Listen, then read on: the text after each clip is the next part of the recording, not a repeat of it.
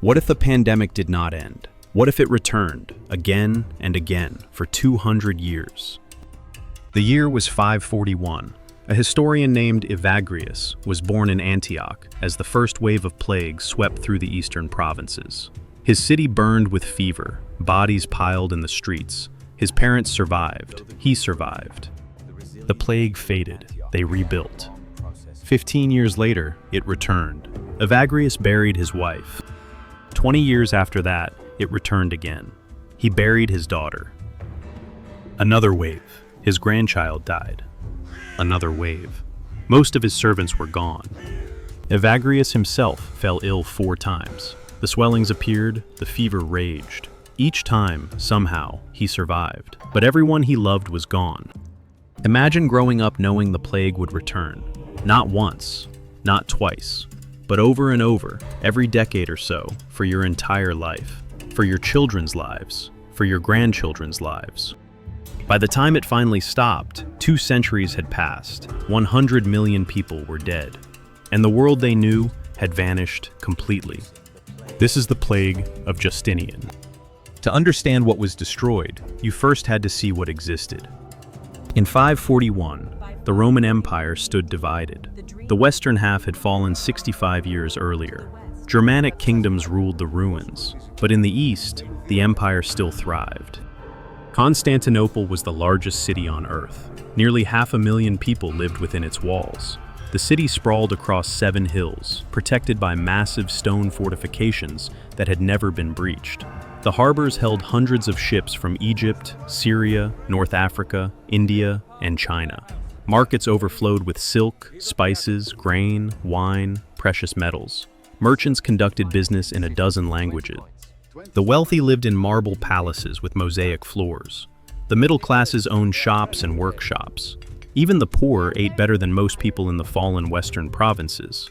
Public baths operated throughout the city. Aqueducts brought fresh water. Street lamps lit the major thoroughfares at night. This was the center of the known world.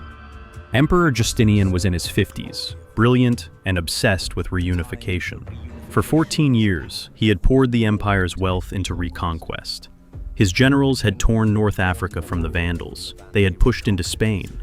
They had reconquered Italy. By 540, Rome was back under imperial control. The Mediterranean was becoming Roman again.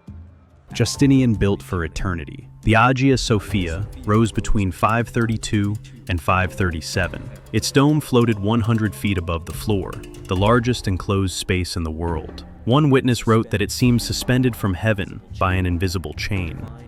Justinian also ordered the complete overhaul of Roman law. The result would form the foundation of legal systems across Europe for over 1,000 years. This was a civilization at its peak. Armies marched, trade routes hummed. The future stretched endlessly ahead. And then the grain ships arrived from Egypt. Egypt fed Constantinople. Every year, massive cargo vessels carried millions of pounds of wheat from Alexandria. Without that grain, the capital starved. But in 541, those ships brought more than food. The earliest outbreak appeared near the Nile, in a port town called Pelusium. A strange sickness emerged: fever, swellings, death. It spread west to Alexandria, then it followed the grain routes north. Rats lived in the grain stores. Fleas lived on the rats. The disease rode those ships straight toward the heart of the empire. No one understood what was happening. They had no concept of bacteria, no knowledge of how infection spread. The ships docked, workers unloaded the grain, the rats scurried into the city. And Constantinople began to die. At first, only a few people fell ill. Whispers spread through the markets. A dock worker with fever, a merchant's wife with swellings under her arms. Nothing to panic about, not yet. Then it accelerated. By spring of 542, people in Constantinople were dying by the hundreds, then by the thousands. A baker named Theodore lived near the harbor. He was 38, strong, healthy. He had a wife named Helena and 2 children. Anna was 7. Marcus was 10. Theodore had inherited the bakery from his father. 3 generations had worked the same ovens. He knew every customer by name. The widow who bought half a loaf every morning. The dock worker who came at noon. The merchant servants who picked up daily orders. Theodore woke before dawn to light the ovens. By mid-morning, the smell of fresh bread filled his street.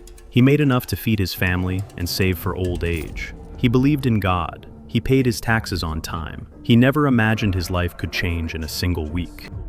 Marcus fell ill on a Monday morning. The boy had been helping in the shop the day before, carrying flour sacks. He was strong for his age, proud.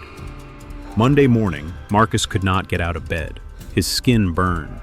Theodore touched his forehead and felt the heat. By Tuesday, dark swellings bulged under his arms, hard as stones. The boy's eyes rolled back. He screamed that demons were crawling on his skin. He thrashed so violently that Theodore had to hold him down. Theodore ran to find a physician. The streets were emptying. Shutters were closed. Bodies lay where they had fallen. The physician's house was locked. A note nailed to the door. Gone. May God have mercy on us all. By Wednesday, Helena had the fever. By Thursday, Anna could not get out of bed. Theodore stood in his shop, flour dust coating his hands, his family dying above. The ovens were cold for the first time in 30 years. The street outside was silent except for distant screams. By Saturday, all three were dead. Theodore dug graves in the yard behind his shop. No priest, no mourners, just his hands and a shovel, and 3 bodies wrapped in cloth. He finished burying his family on Sunday. On Monday morning, he woke with a fever. Across the city, the same story repeated in thousands of homes. Entire families disappeared overnight. Children wandered alone, crying for parents who would never answer. The physicians tried everything. They bled patients to balance the humors. They applied cold compresses. They burned incense to purify the air. They cut open the swellings, thinking drainage might save lives. Nothing worked. A doctor named Audacious practiced near the imperial palace. He was 60, trained in the great medical traditions. He had treated the wealthy for decades. The plague proved him wrong about everything. Audacious watched patient after patient die. The swellings always appeared in the same places: groin, armpits, behind the ears. Some patients fell into comas, others went mad with hallucinations. Young men in perfect health died within hours. Frail old women somehow survived. There was no pattern, no logic. In late spring, Audacious himself developed a fever. The swellings appeared. He prepared for death. 3 days later, the fever broke. He survived. He would never understand why.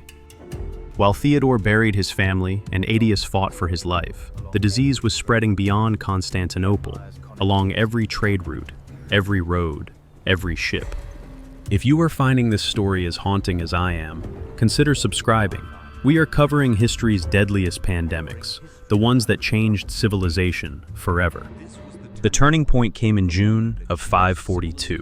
A grain merchant named Demetrius stood on the docks watching a shipment arrive from Alexandria. He was responsible for inspecting every delivery. That morning, something was wrong. The ship sat too low in the water. The crew should have been unloading. Instead, silence. Demetrius climbed aboard. The deck was empty. He found them below. 7 crew members dead in the hold. 3 more dying in their hammocks. Demetrius stumbled back onto the dock. By that afternoon, he was spreading the disease through 3 warehouses. By evening, he went home to his wife and children. By week's end, his entire household was infected. The disease radiated out from the port, like waves from a stone dropped in water. Dock workers, warehouse managers, cart drivers, bakers, customers. Each infected person spread it to dozens more. Every handshake, every conversation in a crowded street. By summer, Constantinople was dying faster than it could bury its dead. Procopius, the court historian, recorded what he saw. At the height of the outbreak, 5,000 people died every day. Some witnesses claimed 10,000. 5,000 bodies every single day.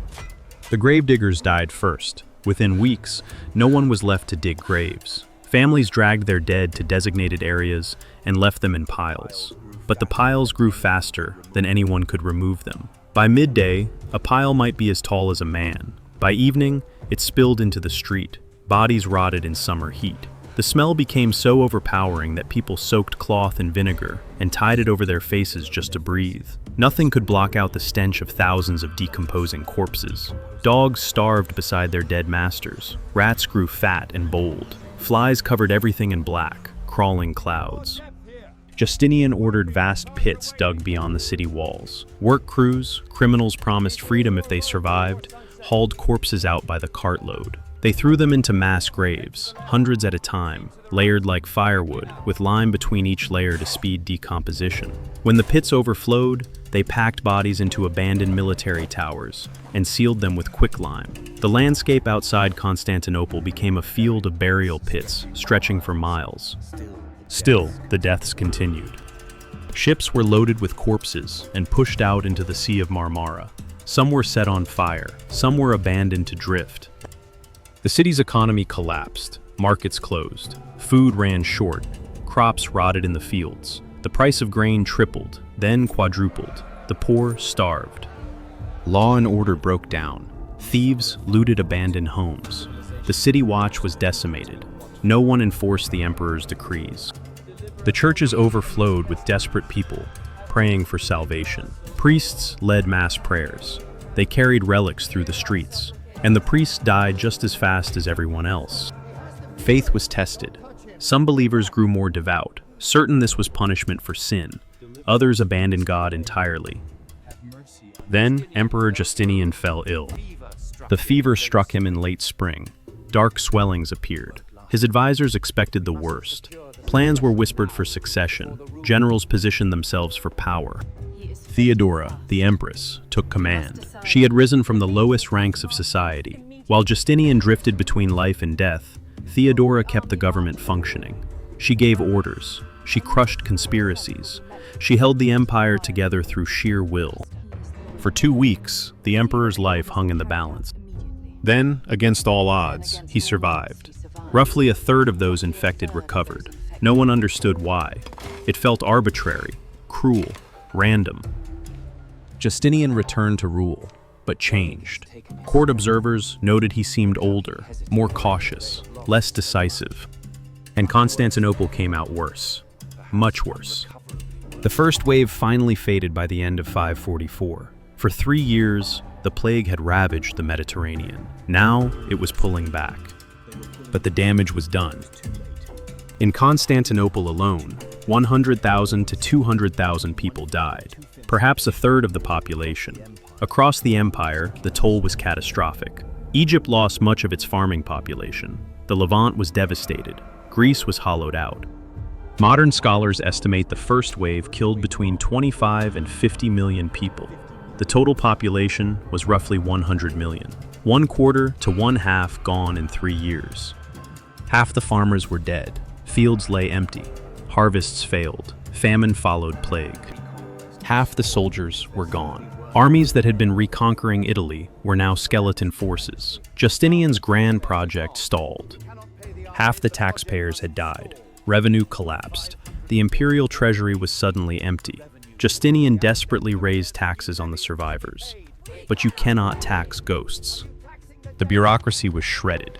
Tax collectors, judges, administrators who had kept the empire functioning were gone. In Italy, the Ostrogoths regrouped. They found a new king, Totila. He saw the weakened Byzantine forces and saw opportunity. The war that had seemed finished erupted again. For 10 years, armies marched back and forth. Cities were besieged, captured, lost, recaptured. The countryside was stripped bare. By 554, large parts of Italy were so devastated that recovery took centuries. Rome itself dwindled to tens of thousands of inhabitants, wandering through ruins built for 10 times that number. And even that fragile reconquest did not last. In 565, Justinian died. He had ruled for 38 years. He had dreamed of restoring Rome's glory. He had built the Hagia Sophia. He had reconquered North Africa and Italy. But the plague had broken his dream. Just 3 years after his death, the Lombards surged into northern Italy. The Byzantine state had nothing left to stop them. Within a few years, most of the Italian territories Justinian had spent 2 decades retaking were lost. Rome's last real chance to reunite the Mediterranean world died with the plague.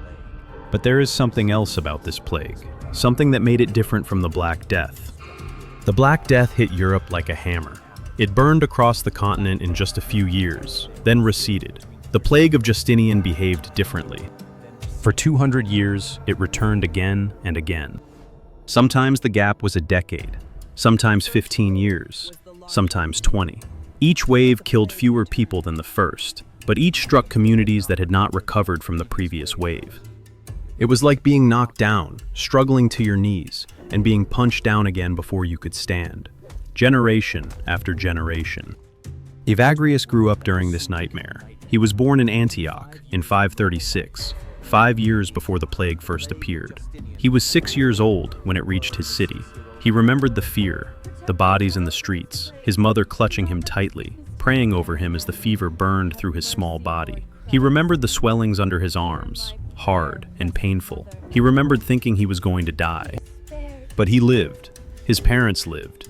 Many of their neighbors did not. The plague faded. Antioch rebuilt. Life went on. Evagrius grew up. He studied grammar and law. He was intelligent, ambitious. He became a lawyer, earning the title Scholasticus. He married a woman whose name history did not preserve. They had children. He bought property. He employed servants. He built a good life.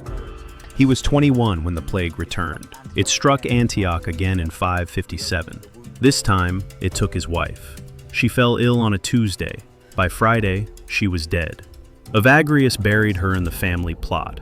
He remarried eventually. He had more children. He tried to move forward. 15 years passed. The plague returned in 572. His daughter from his second marriage, a girl barely into her teens, developed the fever. The swellings appeared. She died within days. Evagrius recorded that her death broke something in him. He questioned God. He questioned why he survived again and again, while those he loved did not. Another wave came when he was in his 50s. His grandchild died this time, a baby, less than a year old. Then several of his servants, then workers from his country estate. Each wave, Evagrius himself fell ill. Each wave, he survived. But everyone around him was dying. He lived into his 60s, an old man by the standards of his time. He had survived 4 separate waves of plague. He had buried 2 wives, multiple children, his grandchildren, dozens of servants and workers. He sat down in his final years and wrote an ecclesiastical history, chronicling everything he had witnessed. He recorded it all in his ecclesiastical history. He described the symptoms, the fever, the swellings that appeared like dark bubbles beneath the skin, the delirium, the randomness of who lived and who died. He noted that the plague seemed to return in cycles of about 15 years. He was right. That pattern held for 2 centuries. Imagine growing up knowing the plague would come back, not as a possibility, as a certainty. You married, you had children. You wondered if they would live to adulthood, if you would live to see them grown. Every 15 years, the fear returned. The whispers from distant cities, the first cases in your town, the bodies, the mass graves. And then it would fade. You would rebuild. You would hope. Maybe this time it was over. But it always came back. By the time the cycle finally stopped, around 750, 200 years had passed. Those who survived had lived through 4 or 5 waves. Their children had known nothing but plague. The aftermath reshaped the world. The final death toll remains debated. Some historians estimate 15 million, others 50 million. Some claim 100 million died across 2 centuries. What is certain is that the Mediterranean world was transformed. In many regions, population levels did not recover for centuries. Archaeological evidence shows farmland abandoned, villages erased, cities reduced to a few hundred souls clinging to ruins. The Byzantine Empire survived, but it never again threatened to reunite the old Roman world. The dream Justinian pursued was dead. The Western territories hardened into Germanic kingdoms. They would become medieval Europe. The split between East and West became permanent. Meanwhile, both Byzantium and Persia spent 2 centuries fighting with empty hands. The plague had weakened both. When Islam emerged from Arabia in the 630s, neither empire could resist at full strength. Islam spread with remarkable speed across the Middle East and North Africa. Within a century, the map was redrawn. Persia fell. Byzantium lost Egypt, Syria, and Palestine, its richest provinces. The divide between a largely Christian Europe and a largely Islamic Middle East was drawn, in significant part, by a bacterium. For a long time, historians could only speculate about what caused the plague. The symptoms sounded like bubonic plague, but without proof, it remained a guess. In 2013, that changed. A team of researchers working in Bavaria, Germany, began excavating a 6th century cemetery near Munich. The site had been discovered years earlier during construction, but the systematic DNA analysis began in the early 2000s.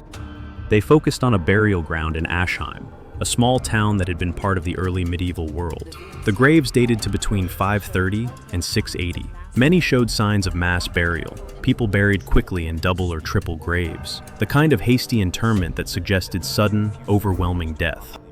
The researchers extracted teeth from 19 individuals. Teeth are ideal for ancient DNA analysis because they are sealed in bone and enamel, protecting genetic material for centuries. They took the teeth to laboratories in Munich and Arizona. Working carefully to avoid contamination, they extracted DNA and searched for traces of Yersinia pestis. They found it in multiple individuals. In teeth buried 14 centuries ago, they found the unmistakable genetic signature of the bacterium that had killed them. But more than that, they were able to sequence the entire genome. They could see exactly which strain of Yersinia pestis it was. And when they compared it to the strain that caused the Black Death 8 centuries later, they made a startling discovery. The strains were different, not descendants of each other. Separate branches on the evolutionary tree, split from a common ancestor thousands of years earlier, somewhere in Central Asia. The plague of Justinian and the Black Death were not one continuous event. They were two separate eruptions of the same ancient killer. Two pandemics 8 centuries apart, each rising from rodent populations and spilling into human history. And that raises a quiet question. How many other branches are still out there, waiting? Today, the Hagia Sophia still stands in Istanbul. The dome still floats. Light still pours through the windows. But the empire that built it is gone. The 500,000 people who lived in Constantinople when the plague arrived are dust. So what did humanity learn? The immediate answer is not much. The survivors had no idea what had killed their families. They blamed bad air, God's wrath, comets. They tried bloodletting and prayer and incense. None of it worked.